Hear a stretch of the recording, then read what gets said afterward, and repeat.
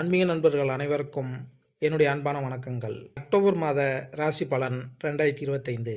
ஜோதிட சாஸ்திரத்தின்படி அக்டோபர் மாதத்தில் பல கிரகங்கள் தங்களின் ராசி மற்றும் நட்சத்திரத்தை மாற்றப் போகின்றன. இந்த கிரக மாற்றங்கள் சில ராசிக்காரர்களுக்கு சாதகமான பலன்களையும் சில ராசிக்காரர்களுக்கு எதிர்மறையான பலன்களையும் ஏற்படுத்த போகிறது. சுக்கிரன், புதன் மற்றும் செவ்வாய் போன்ற பல சக்தி வாய்ந்த கிரகங்கள் தங்களின் நிலையை அக்டோபர் மாதத்தில் மாற்றுகின்றன. 2025 ஆண்டின் அக்டோபர் மாதத்தில் நுழைய உள்ளோம். அக்டோபர் மாதம் சற்று சிறப்பானது. ஏனெனில் இந்த மாதத்தில் பல முக்கியமான கிரகங்களின் நிலைகள் மாற்றங்கள் ஏற்பட்டுள்ளன. இதன் தாக்கம் அனைத்து ராசிக்காரர்களின் வாழ்க்கையிலும் காணப்படும்.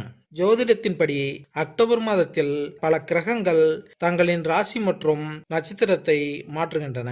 அதில் கிரகங்களின் இளவரசனாக கருதப்படும் புதன் அக்டோபர் மாதத்தில் 2 முறை ராசியை மாற்ற உள்ளார். முதலாவதாக அக்டோபர் 3ஆம் தேதி துலாம் ராசிக்கும் அக்டோபர் 25ஆம் தேதி விருச்சிக ராசிக்கும் செல்ல உள்ளார். அதைத் தொடர்ந்து அசுரர்களின் குருவாக கருதப்படும் சுக்கிரன் அக்டோபர் 9ஆம் தேதி கன்னி ராசிக்கும், கிரகங்களின் தலைவனாக கருதப்படும் சூரியன் அக்டோபர் 17ஆம் தேதி துலாம் ராசிக்கும், கிரகங்களின் தளபதியாக கருதப்படும் செவ்வாய் அக்டோபர் 27ஆம் தேதி விருச்சிக ராசிக்கும் செல்ல உள்ளார். முக்கியமாக அக்டோபர் 18ஆம் தேதி குரு பகவான் கடக ராசிக்கும் செல்ல உள்ளார். இப்படி கிரகங்களின் நிலைகளில் ஏற்படும் மாற்றங்களினால் மேசம் முதல் மீனராசி வரையிலான அனைத்து ராசிகளின் வாழ்விலும் காணப்பட்டாலும் சிறப்பான பலன்களை ஒரு சில ராசிக்காரர்களுக்கு மிகவும் சிறப்பான பலன்களை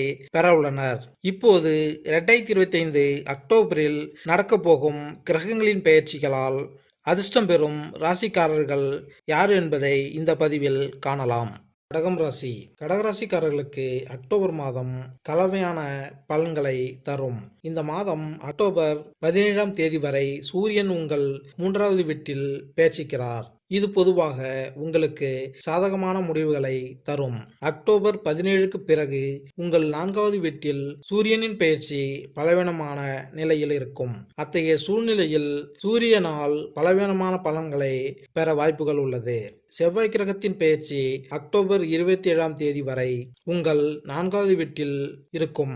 இது ஒரு சாதகமான மாற்றமாக கருதப்படாது.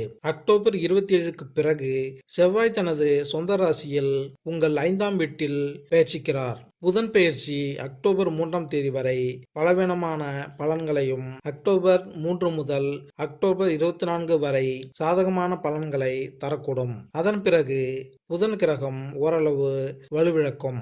அதன் பிறகு மாதத்தின் முதல் பகுதியில் குருவின் பெயர்ச்சி 12வது வீட்டில் இருக்கும். இது உங்களுக்கு சாதகமான முடிவுகளை தருவதில் பின்தங்கிவிடும்.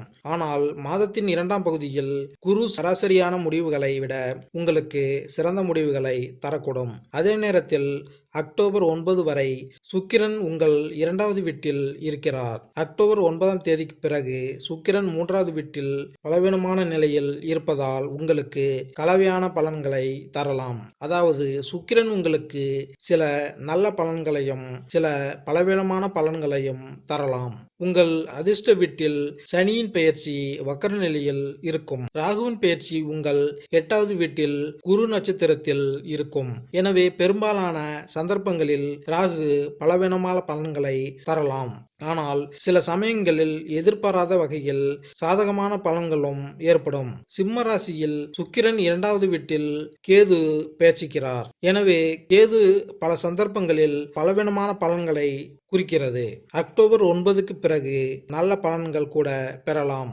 இருப்பினும் பெரும்பாலான சந்தர்ப்பங்களில் நாம் ராகு கேதுவிடம் இணக்கத்தை எதிர்பார்க்க கூடாது.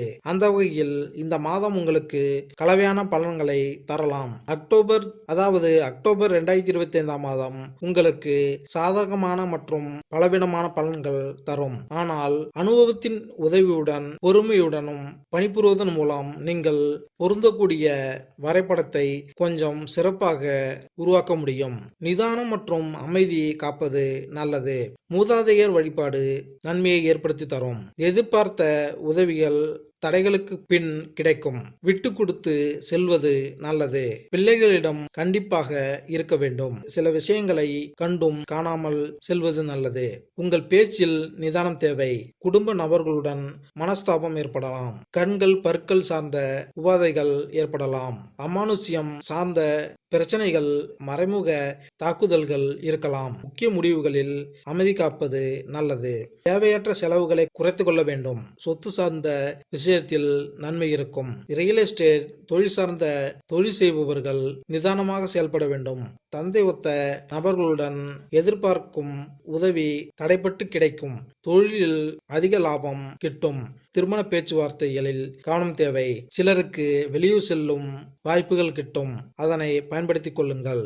பரிகாரம்: ஆலயத்தின் வேறுகளில் இனிப்பு பாலை வழங்குங்கள். எல்லை தெய்வ கோவிலுக்கு சென்று ஆயுதத்திற்கு பூ வாங்கி அளித்து அல்லது தீபமேற்றி வழிபட நன்மைகள் ஏற்படும். மேலும் இந்த பதிவு உங்களுக்கு பிடித்திருந்தால் லைக் பண்ணுங்க, கமெண்ட் பண்ணுங்க, மறக்காம சப்ஸ்கிரைப் பண்ணுங்க. நன்றி, வணக்கம்.